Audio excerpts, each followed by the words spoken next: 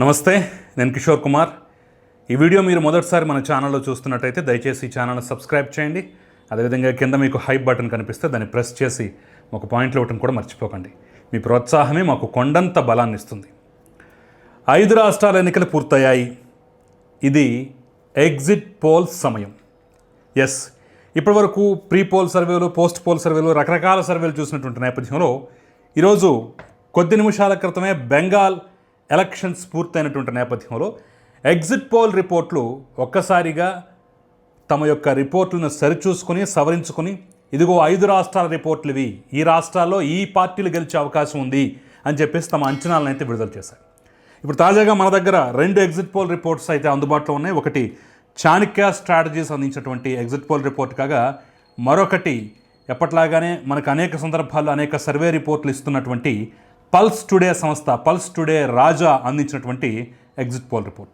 మరి చాణక్య స్ట్రాటజీస్ ఒక పక్క, పల్స్ టుడే ఒక పక్క, ఈ 2 రిపోర్ట్లు ఏం చెప్తున్నాయి, ఎవరిది ఏ అంచనా ఉంది అనే అంశాన్ని నేను ఈ వీడియోలో వివరించేటువంటి ప్రయత్నం చేస్తాను. కాబట్టి స్కిప్ చేయకుండా ఈ 5 రాష్ట్రాల వారీగా ఎలాంటి ఎగ్జిట్ పోల్ రిపోర్ట్స్ ఉన్నాయో చూసేటువంటి ప్రయత్నం చేయండి.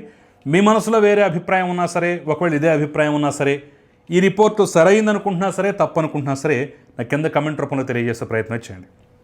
సో ఫస్ట్ మనం చాణక్య స్ట్రాటజీస్ సర్వే రిపోర్ట్ ఒక్కసారి మనం చూసినట్టయితే దాని యొక్క అంచనాలు ఏ విధంగా ఉన్నాయనే అంశానికి వచ్చినట్టయితే ఫస్ట్ తమిళనాడుతో ప్రారంభించారు వీళ్ళు. తమిళనాడులో ఈసారి 140 నుంచి 160 సీట్ల వరకు డిఎంకే కూటమి గెలుచుకునే అవకాశం స్పష్టంగా కనిపిస్తోంది అనేదైతే తాజాగా చాణక్య స్ట్రాటజీస్ అందించినటువంటి ఎగ్జిట్ పోల్ రిపోర్ట్. ఇక ఏఐడిఎంకే కూటమి 50 నుంచి 65 స్థానాల వరకు మాత్రమే పరిమితం అయిపోతుంది. 13 నుంచి 18 సీట్ల వరకు టీవీకే విజయ్ గెలుచుకునే అవకాశం ఉంది. అదేవిధంగా 5 నుంచి 8 సీట్ల వరకు ఇతరులు గెలుచుకునే అవకాశం ఉందని చెప్పేసి అయితే చాణక్య స్ట్రాటజీస్ తన survey report, exit poll survey రిపోర్ట్ని క్లియర్గా కుండబద్దలు కొట్టినట్టుగా చెప్పేసింది. ముఖ్యంగా ఓట్ల శాతం పర్సంటేజ్ చూసుకున్నా సరే 42 నుంచి 46% డిఎంకే కూటమికి, ఏఐడిఎంకే కూటమికి 36 నుంచి 40%, టీవీకేకి 12 నుంచి 16%, ఇతరులకి 4 నుంచి 6% వరకు ఓట్ల పర్సంటేజ్ వచ్చే అవకాశం ఉందని చెప్పేసి అయితే చెప్తున్నారు. అయితే మరి ఘంటాపదంగా మరొక్కసారి డిఎంకే కూటమి అధికారంలోకి వస్తుందని చెప్పేసి చాణక్య స్ట్రాటజీస్ తన ఎగ్జిట్ పోల్ రిపోర్ట్లో తెలియజేయడం జరిగింది. మరొకసారి పల్స్ టుడే ఏం చెప్పిందో కూడా చూసేటటువంటి ప్రయత్నం చేద్దాం. పల్స్ టుడే చూసినట్టయితే పల్స్ టుడే కూడా ఇంచుమించు అలాంటి రిపోర్టే ఇచ్చింది. వీళ్ళు ఇంకొక అడుగు ముందుకేసి మరికొన్ని సీట్లు పెంచారు. 160 నుంచి 170 వరకు డిఎంకే కూటమి, 60 నుంచి 70 వరకు ఏఐడిఎంకే కూటమి. టీవీకే అసలు ఖాతా తెరవకపోవచ్చు, ఒకవేళ గెలుచుకున్న సీట్లు మ్యాక్సిమం ఒక 8 సీట్ల వరకు గెలుచుకోవచ్చు అనేటటువంటి రిపోర్ట్, ఎగ్జిట్ పోల్ రిపోర్ట్ని అయితే పల్స్ టుడే ఇచ్చింది. సో ఓట్ల పర్సంటేజ్ వారీగా చూసుకున్న 43% డిఎంకే కూటమికి, 30% ఏఐడిఎంకే కూటమికి, టీవీకేకి 14%, ఇతరులకి 8% వరకు వచ్చేటువంటి అవకాశం ఉంది అని చెప్పేసి అయితే తెలియజేస్తుంది. సో అటు చాణక్య స్ట్రాటజీస్ చెప్పినా, ఇటు పల్స్ టుడే చెప్పినా సరే డిఎంకే కూటమి మరొకసారి అధికారంలోకి వస్తుందని చెప్పేసి చెప్పినటువంటి పరిస్థితి. అయితే చాణక్య స్ట్రాటజీస్ కన్నా కొన్ని సీట్ల అదనంగా డిఎంకేకి వచ్చేటువంటి అవకాశం ఉందని చెప్పేసి అయితే పల్స్ టుడే చెప్తోంది. అయితే చాణక్య స్ట్రాటజీస్ మాత్రం ఇతోధికంగా ఓట్ల పర్సంటేజు, అదేవిధంగా సీట్ల పర్సంటేజ్లో కొంతవరకు ప్రభావం చూపే అవకాశం టీవీకేకి ఉంది, విజయ్కి ఉందని చెప్పేసి చెప్తే అసలు అలాంటి ప్రభావం ఏం లేదు, మ్యాక్సిమం 8 గెలుచుకోవచ్చు, లేదంటే అసలు ఖాతానే తెరవకపోవచ్చు, విజయ్ కూడా ఓడిపోవచ్చు అని చెప్పేసి అయితే పల్స్ టుడే చెప్తోంది. ఇది ఈ 2 ఎగ్జిట్ పోల్స్ మధ్య ఉన్నటువంటి మౌలికమైన తేడా. ఇక నెక్స్ట్ మరో రాష్ట్రం చూద్దాం. తమిళనాడు తర్వాత మరో రాష్ట్రం వెస్ట్ బెంగాల్. తాజాగా ఎన్నికలు పూర్తయిపోయాయి 2 దశలు.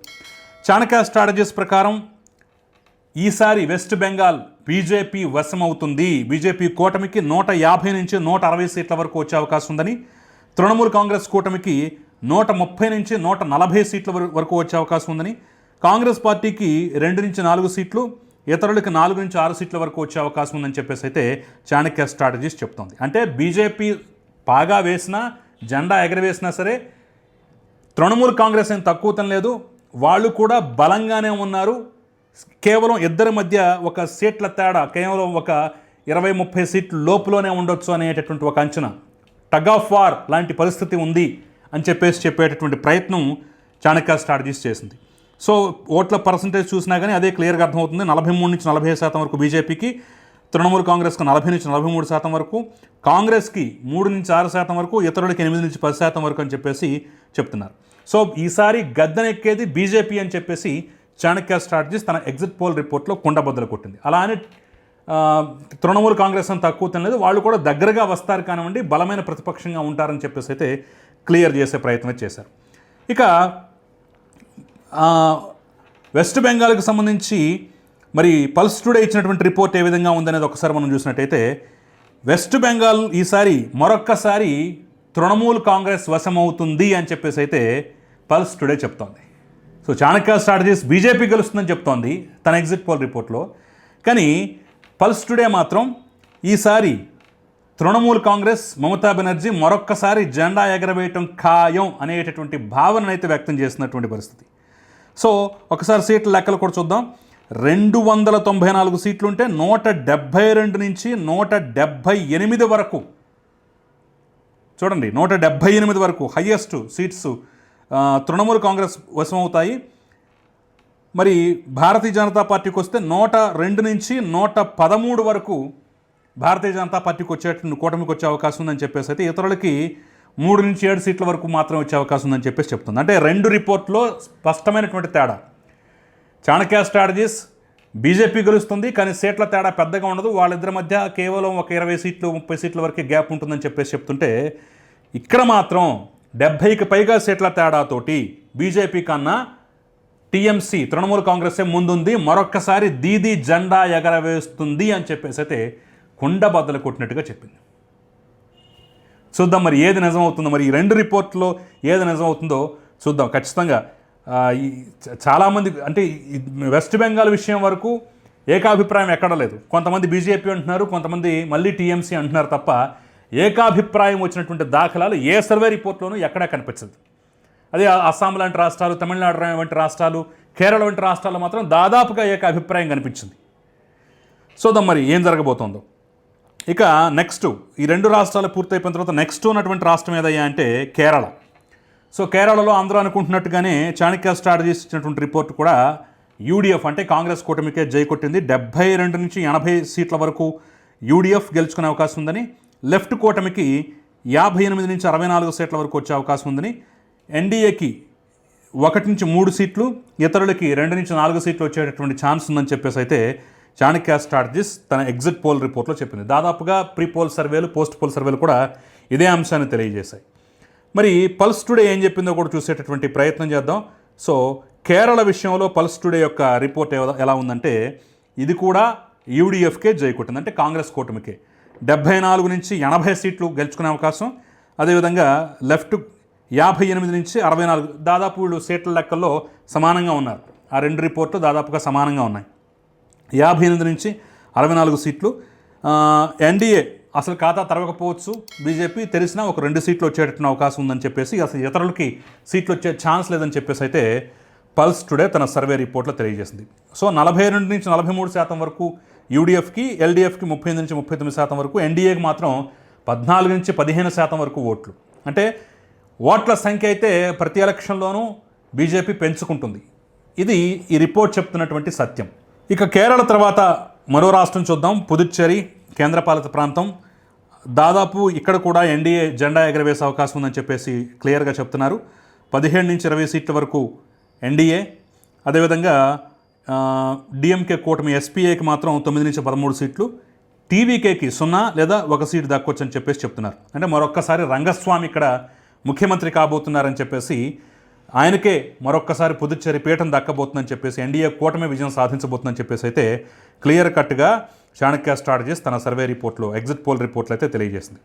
మరి పల్స్ టుడే ఏం చెప్తుందో కూడా చూసే ప్రయత్నం చేద్దాం. పల్స్ టుడే కూడా సేమ్ ఇలాగే, నంబర్లు కూడా తేడా లేదు. 17 నుంచి 20 సీట్ల వరకు బీజేపీ కూటమి, డిఎంకే కూటమికి మాత్రం 10 నుంచి 13 సీట్ల వరకు వచ్చే అవకాశం ఉంది. ఇతరులకి 7 నుంచి 8% ఓట్లు వస్తాయి.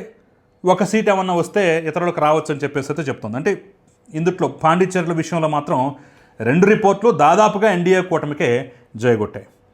ఇక ఆఖరిగా మనం చూడాల్సినటువంటి రాష్ట్రం అస్సాం.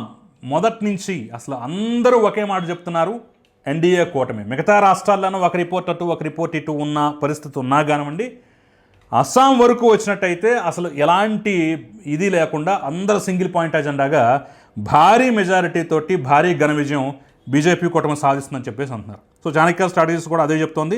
88 నుంచి 98 సీట్ల వరకు వచ్చేటటువంటి అవకాశం, అంటే 126లో 88 నుంచి 98 సీట్ల వరకు బీజేపీ కూటమికి.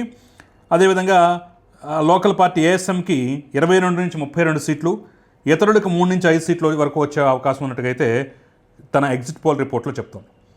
మరి పల్స్ టుడే ఏం చెప్పిందో కూడా చూసే ప్రయత్నం చేద్దాం. పల్స్ టుడే కూడా సేమ్ 88 నుంచి 92 సీట్లు కాంగ్రెస్కి, అంటే కాంగ్రెస్ కూటమి అన్నమాట, 28 నుంచి 32 సీట్లు, ఇతరులకి 4 నుంచి 6 సీట్ల వరకు వచ్చేటటువంటి అవకాశం ఉందని చెప్పేసి అయితే క్లియర్గా చెప్తున్నటువంటి పరిస్థితి. సో మొత్తానికి ఒకే ఒక్క రాష్ట్రం బెంగాల్లో మాత్రమే ఇద్దరికి మధ్య, అంటే అటు చాణక్య స్ట్రాటజీస్కి ఇటు పల్స్ టుడేకి మధ్య తేడా కనిపిస్తుంది తప్ప మిగిలిన రిపోర్ట్ అంతా దాదాపుగా అదే విధంగా. ఒకసారి నేను బ్రీఫ్గా 2 రిపోర్ట్లు ఏ రాష్ట్రాలు ఎవరికి జయకొట్టాయనేది కూడా క్లియర్గా చెప్పేటటువంటి ప్రయత్నం చేస్తాను. పల్స్ టుడే తమిళనాడు విషయానికి వచ్చినట్టయితే తమిళనాడులో డిఎంకే కూటమికి జయ కొట్టింది. అదేవిధంగా అస్సాంలో ఎన్డీఏ కూటమికి జయ కొట్టింది. అదేవిధంగా పాండిచ్చేరిలో ఎన్డీఏ కూటమికి జయ కొట్టింది. కేరళలో కాంగ్రెస్ కూటమికి జయ కొట్టింది. వెస్ట్ బెంగాల్లో మాత్రం మళ్ళా తృణమూల్ కాంగ్రెసే భారీ మెజారిటీతో గెలుస్తుందని చెప్పేసి అయితే క్లియర్గా చెప్పినటువంటి పరిస్థితి. ఇక చాణక్య స్ట్రాటజీస్ విషయానికి వచ్చినట్టయితే చాణక్య తమిళనాడు డిఎంకే కూటమని చెప్పింది. అదేవిధంగా కేరళ కాంగ్రెస్ కూటమని చెప్పింది. అదేవిధంగా పాండిచ్చేరి ఎన్డీఏ కూటమని చెప్పింది. అస్సాం ఎన్డీఏ కూటమని చెప్పింది. ఒక్క వెస్ట్ బెంగాల్ మాత్రం బీజేపీ వచ్చేటటువంటి అవకాశం ఉంది అని చెప్పేసి క్లియర్గా చెప్పింది. అంటే చాణక్య స్ట్రాటజీస్కి పల్స్ టుడేకి మధ్య బెంగాల్ రాష్ట్రంలో వరకు మాత్రమే భిన్నమైనటువంటి ఫలితాలు ఈ 2 రిపోర్ట్లు చూపించడం జరిగింది. చాణక్య వాళ్ళేమో బీజేపీ అంటున్నారు, పల్స్ టుడే వాళ్ళేమో తృణమూల్ కాంగ్రెస్ అంటున్నారు. సో మరి అసలు ఈ రిపోర్ట్లు రేపటి రోజున ఫలితాలతో ఎంతవరకు ప్రతిబింబిస్తాయి, ఎంతవరకు అసలైనటువంటి ఫలితాలకు ఈ రిపోర్ట్లకి పోలికుంటుంది, పొంతన ఉంటుంది, సీట్ల లెక్కలు అదేవిధంగా ఓట్ల లెక్కలు ఎంతవరకు మ్యాచ్ అవుతాయని అయితే ఫలితాల రోజు మనం క్లియర్గా తెలుసుకునే అవకాశం అయితే ఉంటుంది.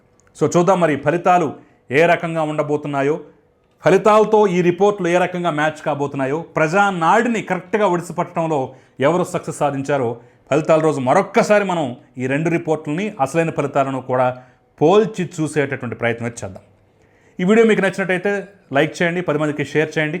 Thank you very much.